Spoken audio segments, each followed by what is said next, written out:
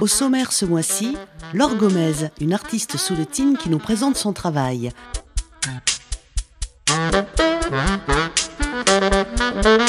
Un rendez-vous avec Cocotte et son blog internet. Enfin, Pierre Chilot, restaurateur à Barcus, nous prépare une recette pour les fêtes de Noël.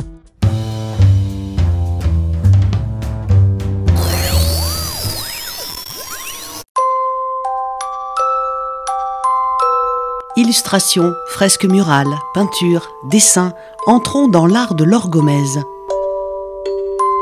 J'ai toujours dessiné depuis toute petite et puis une fois le bac obtenu, je suis partie à l'école d'art de Bayonne pour préparer les concours aux Beaux-Arts. J'ai été acceptée à l'école supérieure des Beaux-Arts de Toulouse où j'ai obtenu mon diplôme national d'art plastique.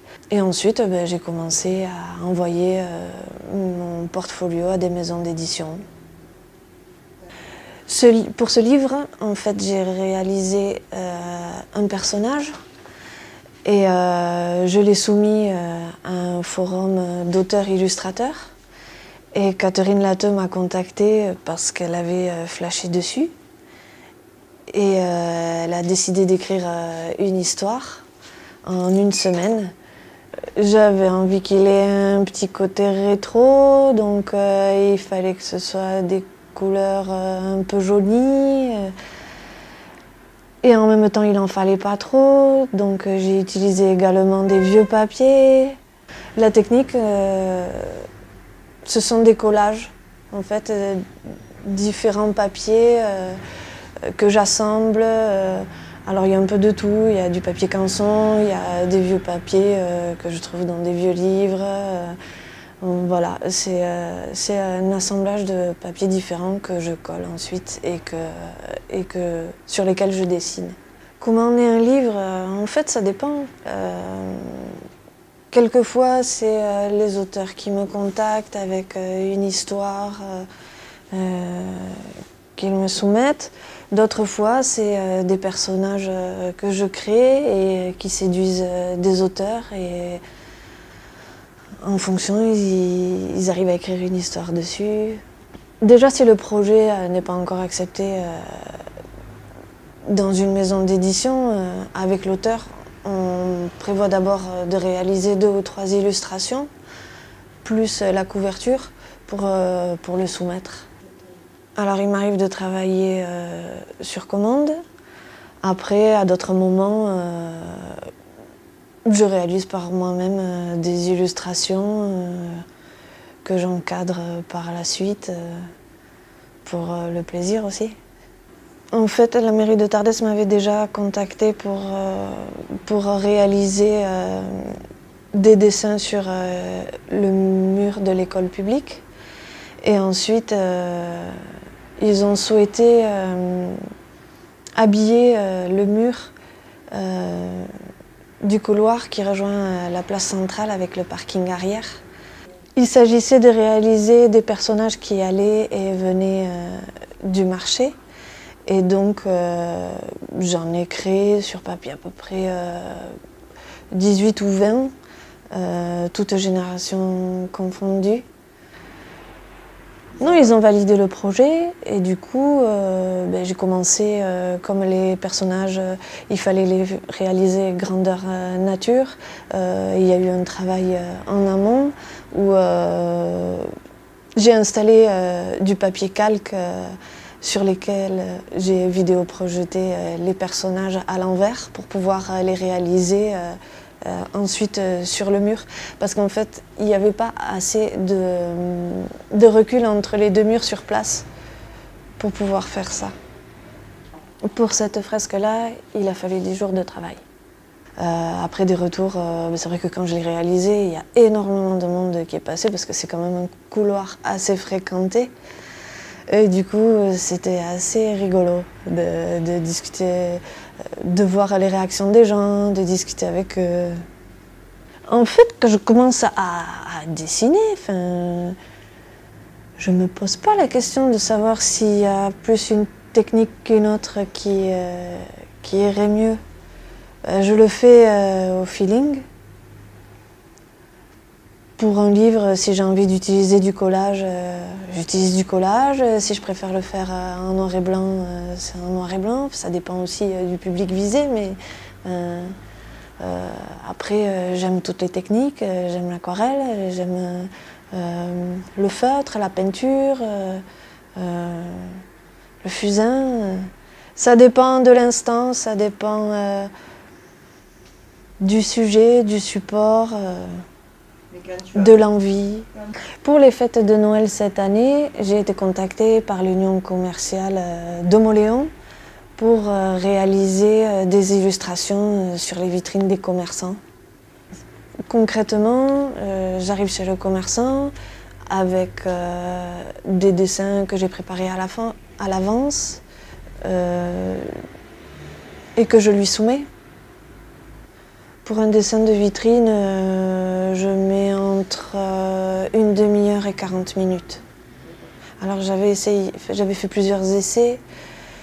J'avais essayé gouache, acrylique et au final, ce qui rend le mieux, c'est les feutres. Ah oui, j'ai fait une petite tournée de 49 commerces. C'était très sympathique, j'ai été très bien accueillie. Et les petits cafés en veux-tu en voilà, petit tapis rouge. Non, c'était très sympa, très agréable. Voilà, je pense qu'il semblait content. En fait, ce qui était intéressant dans ce projet, c'est que c'était quelque chose que je n'avais pas encore exploité. C'est vrai que la plupart du temps, je fais des illustrations pour du papier, sur des murs. Là, les vitrines, au final, c'était tout nouveau et c'était aussi un sacré défi, justement, parce que c'est quand même assez intéressant, que ce soit dans la mise en place, que dans la création. Voilà. Et puis au final, ça s'est très très bien passé. Oui, très bien, impeccable. Oui, très très bien. Impec, c'est bon.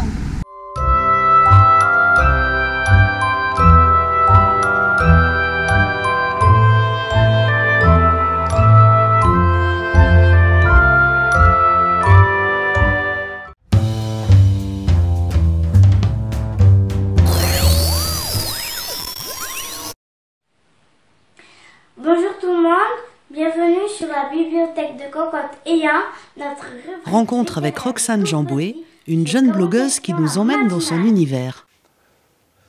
Roxane. Oui. Alors, tu m'as appelé, tu m'as dit, viens, je vais te montrer quelque chose sur Internet. Oui. Alors, effectivement, ça a l'air très intéressant, mais est-ce que tu peux m'expliquer ce que c'est? Alors c'est la bibliothèque de Cocotte Ayant. Cocotte Ayant, c'est moi et c'est un personnage qui lit beaucoup et qui partage ses lectures avec les enfants qui sont sur Internet. Ah, mais ça, c'est une très très bonne idée. Et est-ce que tu peux me dire qui a eu cette bonne idée? Ma maman. Tu veux qu'on aille la voir? Ah ben oui, avec plaisir.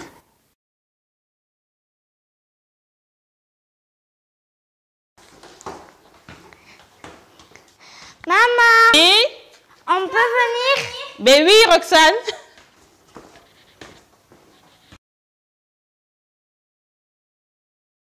Bon, puis chérie, bonjour. J'étais avec Roxane sur Internet.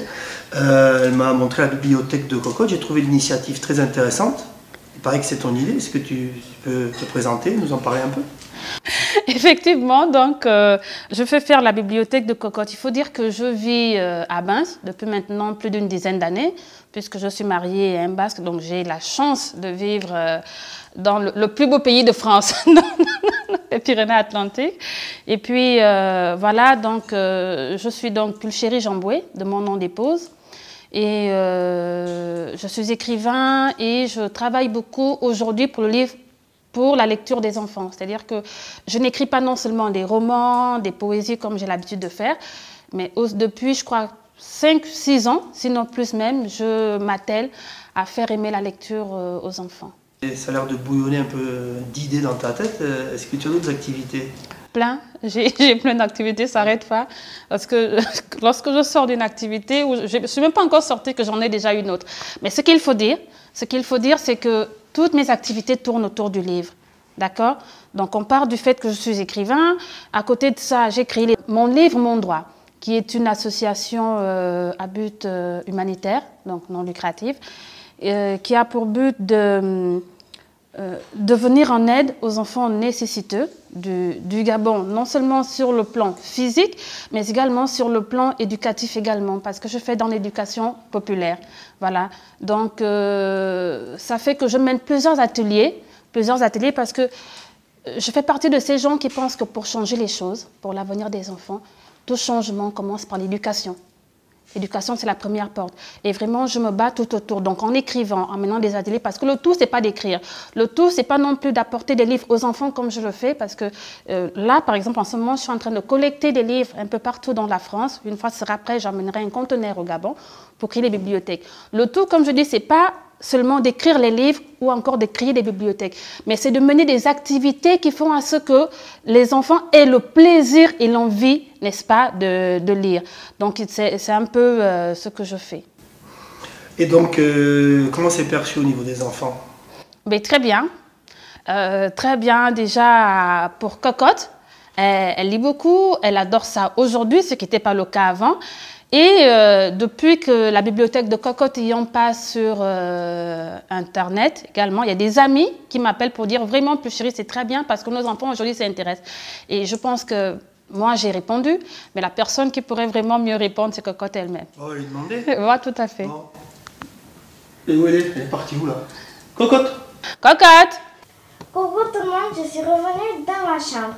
Pour tous les fidèles de Chibero Telebista, j'ai choisi de vous lire ce magnifique livre de Noël qui a pour titre Joyeux Noël. Voilà. Allez, je vous invite à rentrer dans le livre. Les lutins du Père Noël sont très occupés et l'atelier bourdonne d'activités. Il faut qu'ils terminent d'emballer tous les jouets pour les petits enfants du monde entier. Quel plaisir de jouer dehors en hiver avec ses amis. C'est le temps des batailles de boule de neige ou des promenades en ski, des igloos et des bonshommes de neige aussi. Avec les glissades en luge, c'est la détente garantie. Durant la nuit, les enfants entendent un bruit. Ils se faufilent dans le salon en catimini et tombent nez à nez avec le Père Noël au pied du sapin. Quelle bonne surprise pour ces petits malins. Voici Rudolph, prêt à diriger le traîneau. Même une tempête n'arrêtera pas ce petit renne rigolo. Le Père Noël le suivra son nez rouge brillant dans la nuit, et peu importe combien il neige. Youpi! Une maison et des petits hommes en pain d'épices, ce sont un doux régal pour les lutins. Quel délice! Cette petite elfe est impatiente de pouvoir goûter. Elle est certaine qu'elle va tout manger. Voilà, c'est la fin de l'histoire. J'espère qu'elle vous a plu. Et comme vous le savez tous, c'est bientôt Noël. Et en attendant l'arrivée du Père Noël qui va sûrement nous amener beaucoup de cadeaux, la bibliothèque de Cocotte ayant vous souhaite déjà un joyeux Noël.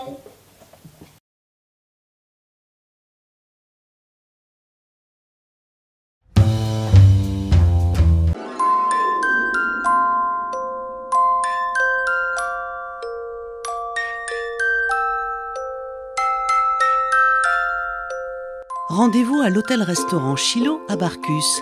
Martine et Pierre nous reçoivent. Ambiance chaleureuse et décors raffinés sont à l'unisson. Ils ont plaisir à nous faire découvrir un art de vivre façon basque. La cuisine de Pierre Chilo est réputée pour son inventivité à partir de produits dont notre région regorge.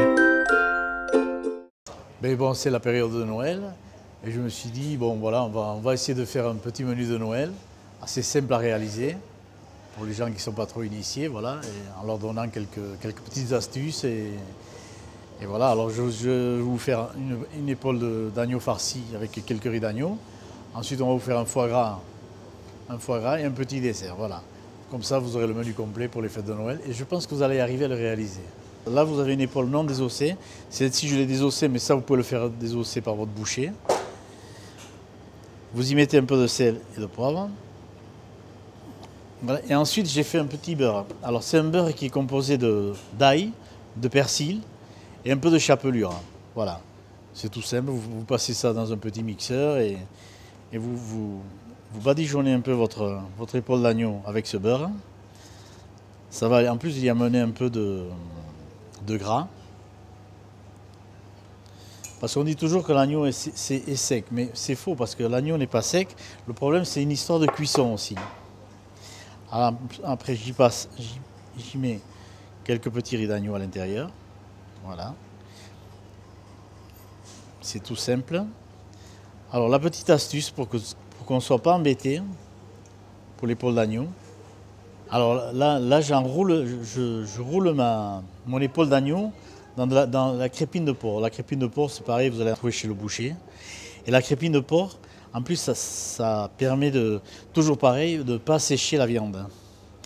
De ne pas sécher la viande et que votre beurre que vous avez mis à l'intérieur, votre beurre d'herbe qui est à l'intérieur ne s'échappe pas. Voilà. Alors pourquoi on y met un peu de chapelure? Parce que la chapelure en même temps sert de liant. On passe, ficelle bien. Voilà. Et je vous ai préparé aussi un petit carré d'agneau. Alors disons que là, entre l'épaule et l'agneau, je pense que là, vous en avez pour 4 personnes. Là. Tout ça maintenant, je vais le mettre dans une plaque. Alors ce qui est très important, bon, tu vois, j'ai gardé tous les os et tout pour mettre dans le fond de la plaque. Et dès que la plaque elle chante, on y met l'agneau. Voilà. Tu veux, le but c'est de le dorer à peine un peu, quoi.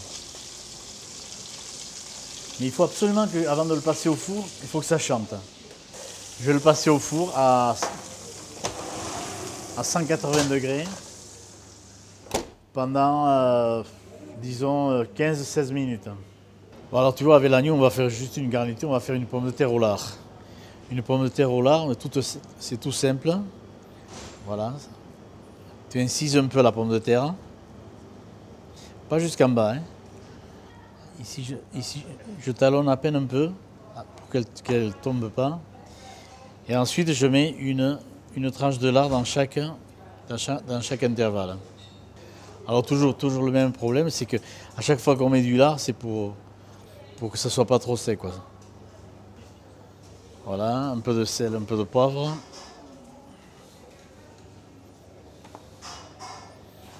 Voilà, vous y mettez un peu de graisse de canard dessus. Et vous passez ça au four 25 minutes. Bon voilà, nos 16 minutes sont passées. Maintenant on va sortir notre agneau du four. Voilà. Alors l'idéal c'est qu'il ait une coloration assez pas trop noire, mais enfin brun foncé. Voilà, j'ai mes ingrédients, mes légumes pour mon agneau. Maintenant, je vais faire le dressage de l'agneau qui aura passé entre 16 et 15-16 minutes. Ça dépend alors tout ça dépend de la grosseur de l'agneau, parce qu'il y a des agneaux qui sont peut-être un peu plus petits. Alors bon, ça, si vous avez un petit thermomètre à la maison, vous piquez votre agneau, s'il a 47-48 degrés, c'est l'idéal. Il faut qu'il soit arrosé, c'est là que c'est l'idéal. Parce qu'après c'est trop sec. Ça c'est le problème de toutes les viandes blanches.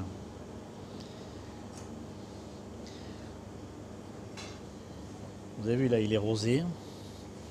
Alors je vous mets 3 parties. Je vous mets le carré, je vous mets l'épaule et je vous mets un peu de coustou d'agneau aussi. C'est pas des coustou de porc, mais c'est des coustou d'agneau.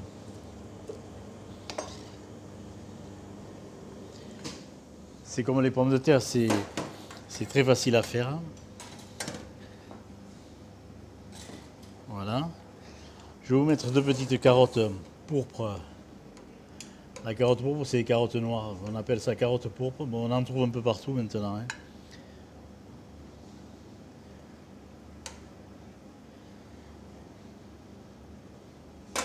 Voilà. Puis bon, pour donner un peu de couleur, comme c'est les fêtes, hein, on va prendre. Ça, c'est de la betterave, shogia. Mais pour qu'on garde les couleurs, il faut qu'elle reste toujours rouge. Et non, il faut la servir crue. Ça, c'est le jus d'agneau que j'ai fait avec la cuisson de l'agneau. Alors, il faut des jus toujours assez légers. C'est pas des julis, c'est juste déglacé avec de l'eau. C'est la plaque de cuisson qui est déglacée avec un peu d'eau. Et on termine avec un peu de ciboulette hachée. Alors on va vous préparer un foie gras au naturel. Alors tout d'abord, il faut prendre un beau lobe de foie gras, environ 600 grammes. Et on va le déveiner pour enlever toutes les veines à l'intérieur, pour ne pas avoir des petits morceaux à la dégustation qui sont désagréables. Alors on prend d'abord le lobe, on le sépare en deux. On a un petit lobe et un grand lobe. On sépare en deux. Voilà, chaque côté.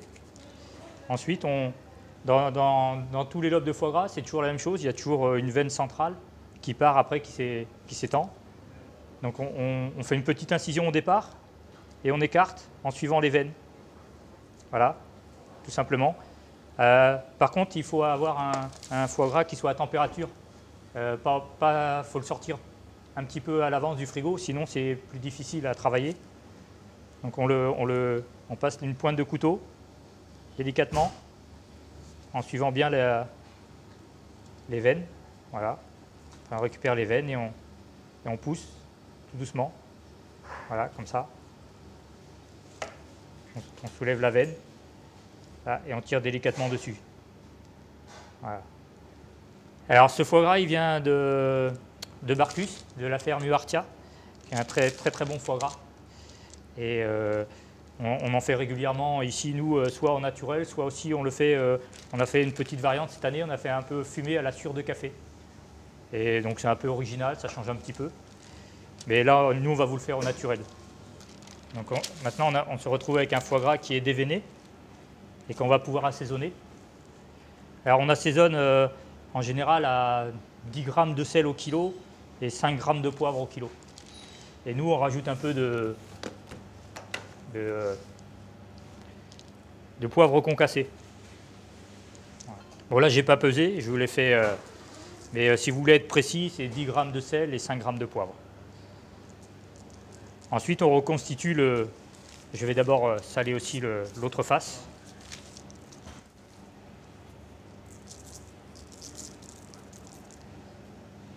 Voilà, comme ceci.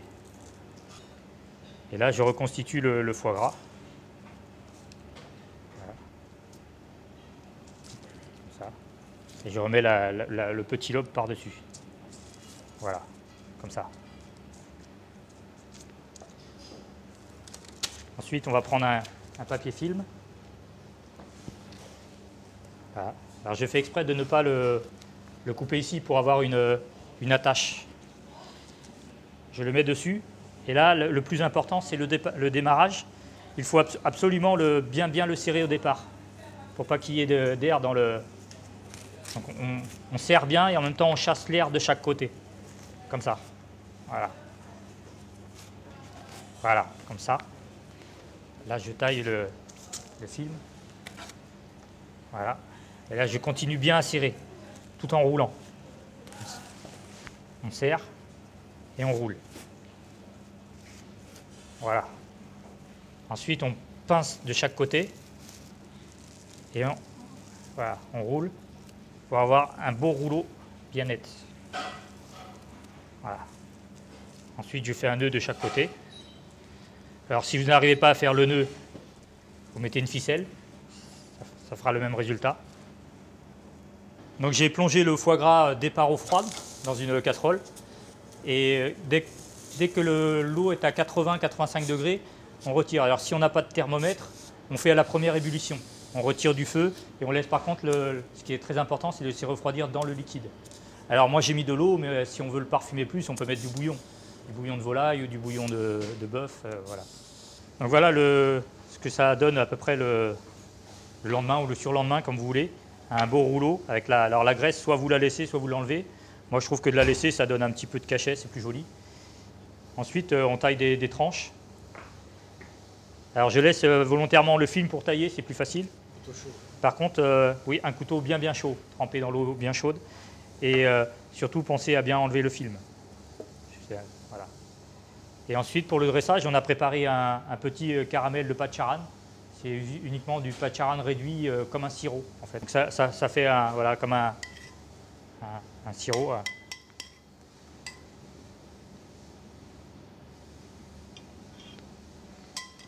Comme ceci. Et après, vous avez votre foie gras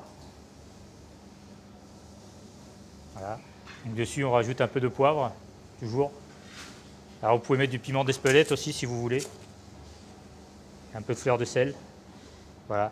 Alors après, on peut agrémenter comme on veut avec une petite salade, des croûtons, ce qu'on veut, c'est suivant ce que vous aimez, quoi. Donc je vais vous préparer un petit dessert maison, comme on aime bien pour voilà, les fêtes. Donc pour ça, je suis partie sur les fruits exotiques. J'ai fait une mousse à la noix de coco, donc, que j'ai fait avec de la purée de coco, de la crème fouettée et une meringue italienne. Je les ai moulés dans des petits moules et ensuite je les ai rassemblés pour donner ceci. Et en déco, j'ai mis un peu de poudre de coco d'un côté et de l'autre côté, j'ai fait des fils de chocolat avec un cornet.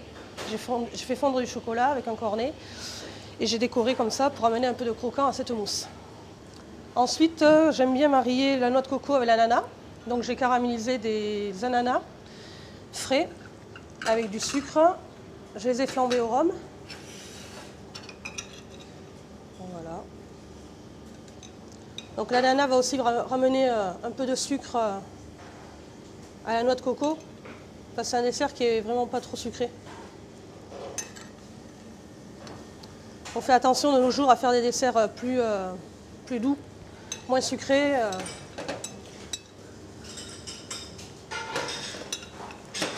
Voilà, et je termine ma recette avec de la poudre de pistache pour amener un peu plus de couleur.